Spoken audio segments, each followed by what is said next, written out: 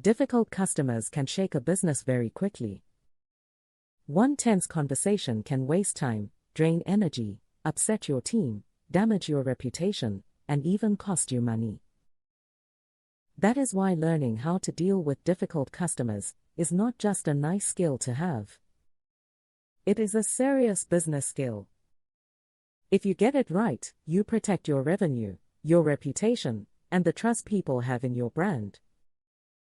In this video, I will walk you through 10 clear steps for dealing with difficult customers properly. Step by step.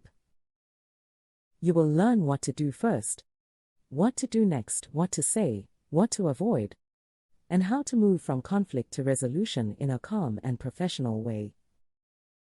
Then, after the 10 steps, we will look at the most common types of difficult customers and how to handle each one.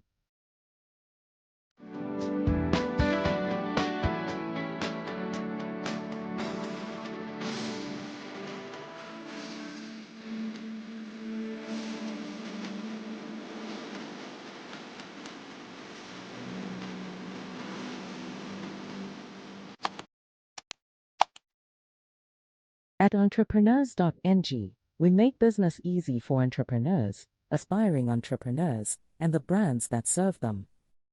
Do you want to start right? We help you register your business with CAC quickly. Reach out at contact@redalia.com. Do you want guidance as you build your business? Join the Entrepreneur's Success Blueprint program, our 30-day hands-on business school. Enroll now. Do not build in silence. Tell your business story on entrepreneurs.ng today and be seen by the world. And if you want your brand to be discovered through trusted, search-driven content and strategic visibility, we can help through our different visibility packages. Learn the ways we can work with you at www.entrepreneurs.ng or reach us at business@entrepreneurs.ng. Before we go into the steps, let us start with one important truth. Difficult customer situations should not be handled by instinct alone. Why? Because when emotions rise, people react too quickly. They interrupt. They defend themselves. They get annoyed. They say the wrong thing. That is how a small issue becomes a big fight. So what you need is a structure, a method, a way to stay calm and know exactly what comes next. The first step is to stay calm and control your emotions. This is where everything begins. If a customer is upset and you respond with frustration, sharpness, or defensiveness, the problem grows immediately. But when you stay calm, you lower the emotional heat in the moment. You create room for the issue to be handled properly. Staying calm means you pause before responding. You keep your tone steady. You focus on the issue, not the personality. And even if the customer raises their voice, you do not follow them there. You remain measured because control is what gives you the best chance of resolving the issue well. Now that you are calm, the next thing is not to defend yourself. The next thing is to listen. This is where many people make a mistake. They want to explain too early. But before explanation comes understanding. The second step is to listen actively without interrupting. Many difficult customer situations get worse because the customer feels nobody is really hearing them. So let them speak. Let them finish. Do not cut in halfway because you think you already know the issue. Active listening means you give them space to explain, you pay attention, and if needed, you take notes so they do not have to keep repeating themselves. Then you repeat the key point back to them in simple words. For example, if I understand correctly, the order arrived late and the item was damaged. Is that right? That simple act shows respect. It shows attention. And very often, Once the customer feels heard, the anger begins to reduce. So you have stayed calm, and you have listened properly. The next step is important because hearing the customer is one thing, but showing that you understand how the situation feels to them is something else. That takes us to step 3. The third step is to show empathy and acknowledge their feelings. Empathy does not mean you agree with everything the customer says. It means you recognize how the situation feels from their side. This is especially important when the customer is angry or disappointed. You can say, "I can see why that would be frustrating." Or, "I understand why you are upset." Or, "That is not the experience we want you to have." Those kinds of statements help the customer feel understood instead of dismissed. And once people feel understood, they are usually more willing to cooperate.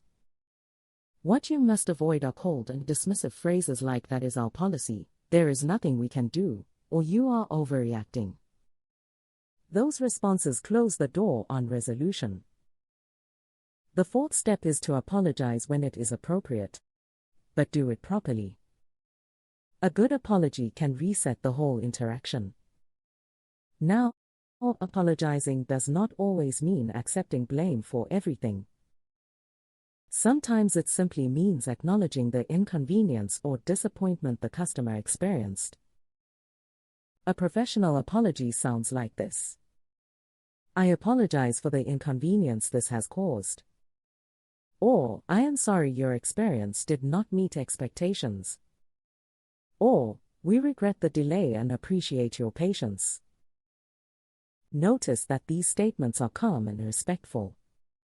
They validate the experience without becoming defensive. And that matters because customers usually want validation first and explanation second. At this point, many business owners feel pressure to jump straight into a fix. But if you solve the wrong problem, you waste time and make the customer even more frustrated. So before we talk about solutions, we need to make sure we understand the issue properly. That is step 5. The fifth step is to clarify the real problem before offering a solution. Sometimes the first thing the customer says is not the full problem. There may be another issue underneath it. That is why you ask simple, open questions. You can ask, "Can you walk me through what happened from your perspective?" You can ask, "When did this issue begin?" You can ask, "What outcome would you consider fair in this situation?" These questions help you understand whether the problem is emotional, financial, operational, or a mix of all three. This step matters because when you understand the real issue clearly, the next step becomes much easier. Before we move to the next step, let me quickly share how we can work with you. At entrepreneurs.ng, we make business easy for entrepreneurs, aspiring entrepreneurs, and the brands that serve them. Do you want to start right? We help you register your business with CAC quickly. Reach out at contact@redalia.com. Do you want guidance as you build your business? Join the Entrepreneur's Success Blueprint program, our 30-day hands-on business school. Enroll now. Do not build in silence. Tell your business story on entrepreneurs.ng today and be seen by the world. And if you want your brand to be discovered through trusted, search-driven content and strategic visibility, we can help through our different visibility packages. Learn the ways we can work with you at www.entrepreneurs.ng or reach us at business@entrepreneurs.ng. Now let us go back to the lesson. Now that the issue is clear, this is the moment where the conversation can begin to settle. Why? Because customers become easier to work with when they can see a practical way forward. So let us move to step 6. The 6th step is to offer clear solutions and realistic options. Do not give vague promises. Do not say, "We will sort it out somehow." Be specific. Tell the customer what can be done, how it will happen, and when it will happen. For example, you can say, "We can send a replacement within 3 working days." Or, "We can process a refund today." Which option works better for you? This works well because it gives the customer a sense of control. And that sense of control often reduces anger. If the request is unreasonable, do not just say no. Instead, explain what is possible. Shift from rejection to direction. So rather than saying, "We cannot do that," say, "Here is what we can do to resolve this." Once you start offering solutions, the words you choose matter a great deal. Sometimes the difference between progress and more conflict is just the language you use. So the next step is about speaking in a way that calms rather than provokes. The 7th step is to use positive language instead of defensive language. Defensive language feels like a wall. Positive language feels like a bridge. So instead of saying, "That is our policy," say, "Let me explain how this works and what we can do." Instead of saying, "You are wrong," say, "Let us review the details together." Instead of saying, "There is nothing we can do," say, "Here are the options available right now." That change in wording is powerful because it removes blame and keeps the conversation focused on the next step. Also avoid hard words like always, never, and impossible. Those words often make people push back even harder. Now let us deal with the more serious side of this. Sometimes the issue is not just frustration. Sometimes the customer becomes rude, insulting, or abusive. In that case, professionalism must include boundaries. That is step 8.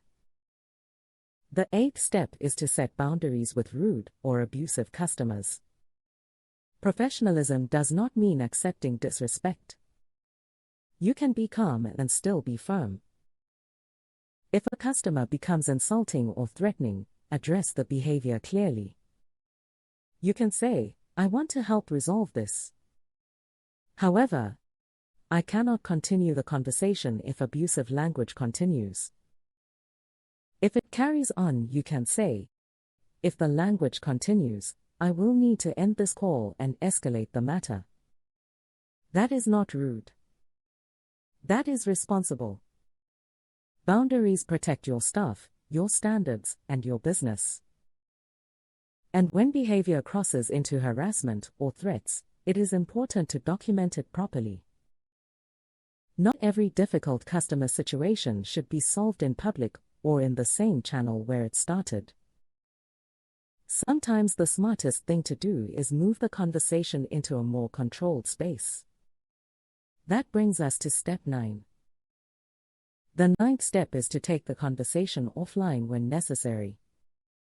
This is especially important for social media complaints, heated email threads, and public disputes. The goal is simple. Acknowledge the issue publicly if needed, but resolve it privately. For example, on social media, you can say, "We are sorry to hear about your experience. Please send us a direct message with your order details so we can resolve this immediately." That approach protects privacy, gives you room to review the full details, and prevents public arguments that can damage brand perception. Even when you are right, arguing publicly rarely helps the business. Now we come to the final step in the process. A lot of businesses stop too early. They solve the issue and move on. But one more step can make a big difference in trust and loyalty. That final step is follow-up. The 10th step is to follow up after the issue has been resolved. This step is simple, but it is powerful. A short follow-up message tells the customer that they were not just a problem to be cleared from a list. It shows care and accountability. You can say, "I am checking in to confirm that your replacement arrived safely. Please let us know if there is anything further we can assist with." That kind of follow-up reduces repeat complaints, increases the chance of positive reviews, and can turn a difficult experience into trust. In some cases, a customer who had a problem but was treated well becomes more loyal than a customer who never had a problem at all. Knowing the 10 steps is powerful, but there is one more layer to understanding difficult customers. Different people behave differently, and different behaviors need different responses. So instead of reacting emotionally, you need to identify the type of customer in front of you. Once you do that, it becomes much easier to choose the right approach. The angry customer. The angry customer is loud, emotional, and urgent. They may repeat the same complaint, speak harshly, or demand an immediate solution. With this type of customer, do not interrupt. Let them speak. Acknowledge the emotion clearly. Lower your tone and your pace. Then move quickly into a structured solution. What you must not do is match their tone, tell them to calm down, or start explaining too early. With angry customers, emotion must be addressed before facts will land. The impatient customer.